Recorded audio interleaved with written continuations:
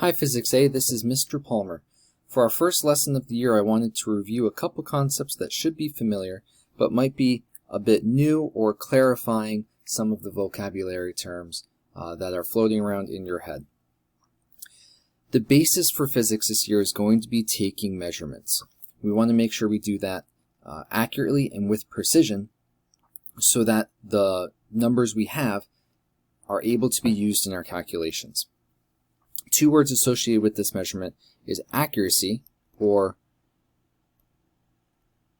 how close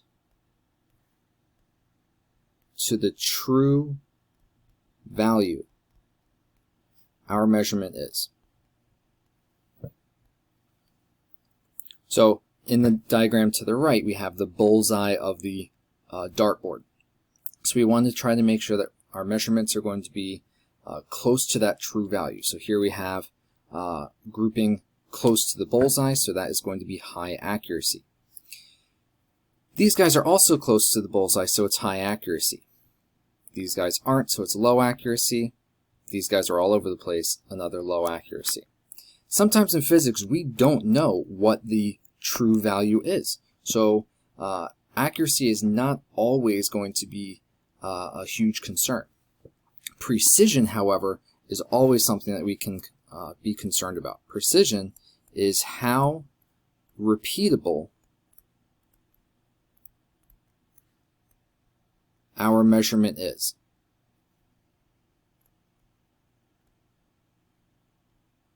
That we can control by using the right tools and going through the proper lab procedures to get grouped measurements that are close together. If our measurements are all over the place, it's a low precision. We're not doing a good job. Here, while it's accurate, it's still inconsistent. There's a low precision. So how do we make sure we do this? To be accurate, we have proper lab procedures so that we're not making big mistakes. And to be precise, we're using the right tools in the proper way so that we can get consistent measurement. For example, if I wanted to measure this object. So I've got some object. Let's shrink it a little bit. Oops.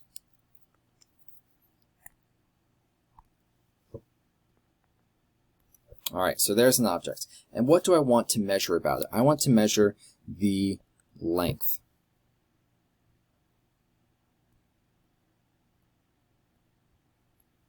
I want to measure the length of this top side. How am I going to do that? Well, I could use a ruler. That would probably be the most accurate. OneNote does not. Actually, it does have a ruler over here. How about that? But that's way too big for my use. So I'm going to create my own. So creating another shape.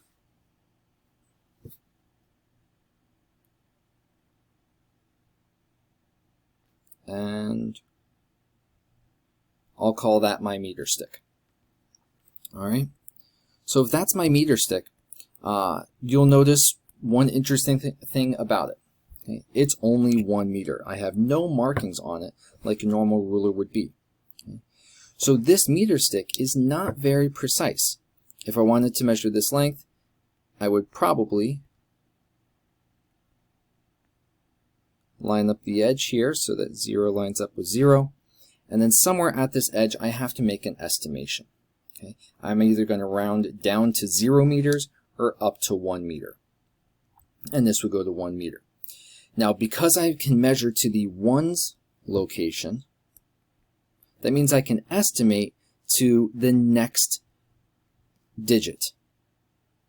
So I could estimate this, say, 0.6 meters.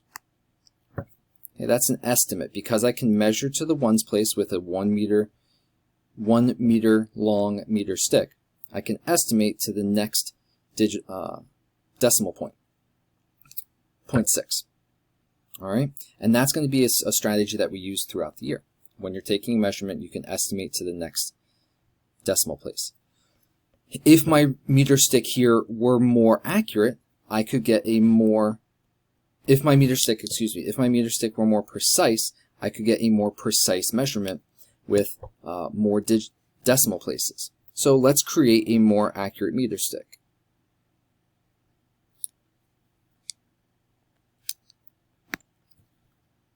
That's about halfway. So there's a tenth, 2 tenths, 3 tenths, 4 tenths, 5 tenths, 6 tenths, 7 tenths, 8 tenths, 9 tenths, and the full meter. All right, so it's not perfect, but I've created now, instead of meters, decimeters. Decimeters are a prefix that we'll get used to with deci, centi, milli, and the other Greek prefixes. And you can see that my estimation of 0.6 meters is pretty close.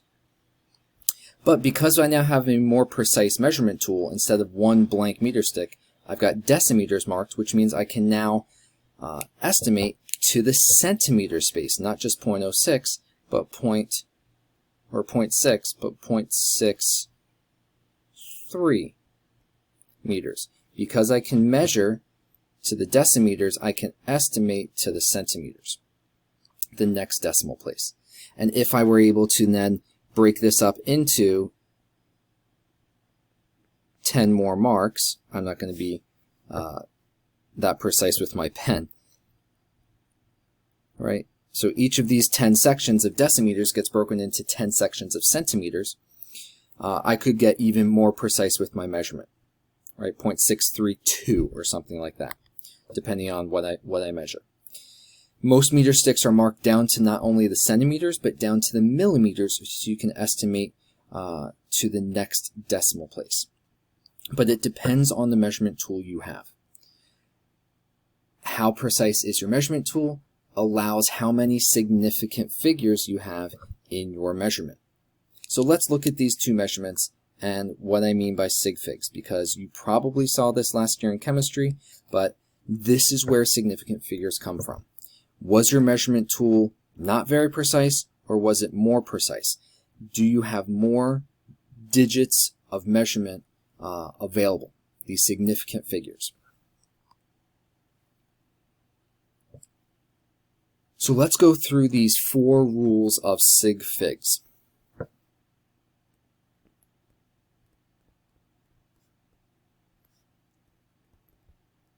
The 4 rules of SigFigs. And remember, SigFigs are meant to indicate importance, that they have meaning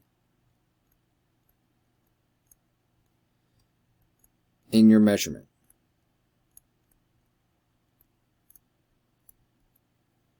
All right, so the first rule makes a lot of sense. The first rule is that digits 1 through 9, digits 1 through 9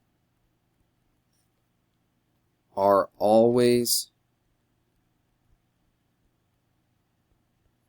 significant.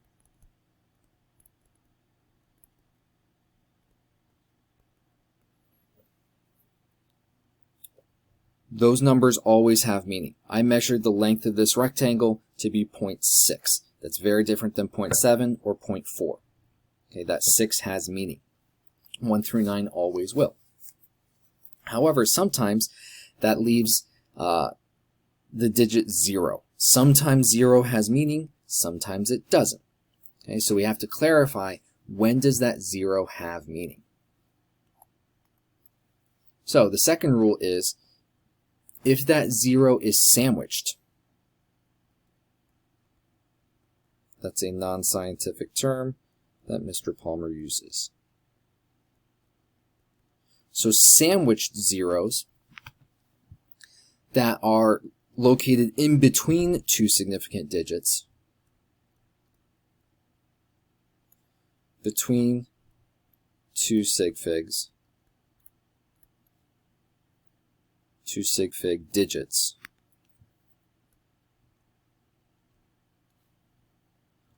are also significant.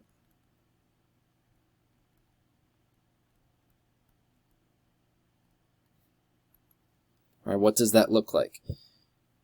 One of my favorite Disney movies is 101 Dalmatians. Right, so looking at that, my 1 is significant because it's 1 through 9.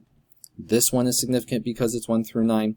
So the 0 in between them is significant. It has meaning. It's differentiating between 111 Dalmatians, 151 Dalmatians. No, it's 101. That 0 has information. All right, the year is 2020. Okay, that 0 has information. Now, this 0 also has information. We'll get to that with rule number 4. Rule number 3. Placeholder zeros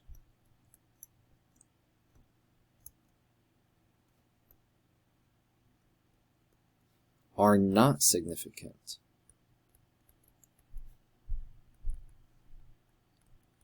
In case the name didn't give it away, it's just a placeholder. All right, it's just a placeholder. The example would be from our original measurement, that 0.63 meters. Was that 0 part of my measurement? No. All it does is tell me that the length of the rectangle was less than a meter. It doesn't tell me anything. If I were to measure the width of an atom, it would be 0.000000000. You know, all these zeros, I probably left out a few, and then 1.5. So all these zeros have absolutely no meaning. It's just really small. What did you actually measure? You actually measured 1.5. So there's only 2 significant figures in that very long number. We can indicate that with scientific notation. This would be 1.5. Right? That's always a number between 1 and 10.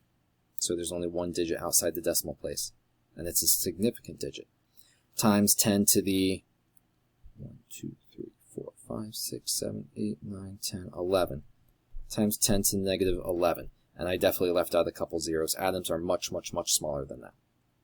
All right, so a crash course on scientific notation as well. So you can get placeholders on really small numbers or really big numbers. 1 million. Right? That's a big number, but did I measure 1 million? Probably not. I'm rounding. So these zeros have no actual meaning. The significant digit is the 1. So this happens a lot when you're estimating large crowd sizes, or if you're counting the gumballs in a big bucket at the county fair. All right? So you need to make sure that your measurement is what's being counted, not the placeholder zeros. And the last rule of SigFigs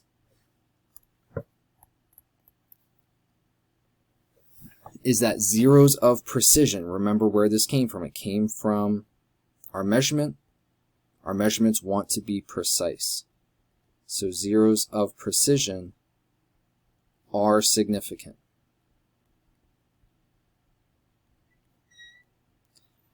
And this is where you get to be more precise. If I were to measure my rectangle above, and it's not 0.63 meters, what if it was 0.60 meters? What if it was exactly 0.6? And I had my centimeter I had my decimeter markings that I could say was exactly 0.60. If I had centimeter markings, I could say it's exactly, right, estimating to the millimeters, it's exactly there. These zeros have meaning. These zeros are telling me I'm not just rounding to 0.6. It's not close. It's exactly that measurement of 0.60. Okay, it has the same meaning as this 3 that I took earlier if it was just a shorter rectangle. All right, so these zeros of precision are usually after the decimal when you're measuring those smaller measurements. If you were measuring a crowd of 1 million people, and you measured every group of 100 people, you could put a bar over the 100 spots to indicate that that measurement was significant. And now there's a sig fig, there's a sig fig, and you sandwich them, these 3, so you have 5 sig figs. All right. Popping over to physics classroom, there are some practice problems, practice content builders. Here's physics classroom. I'm in the tutorial where we can get our online textbook. Popping into the concept builders with measurement and units, We're going to be looking at metric estimations, metric conversions, and significant digits to practice.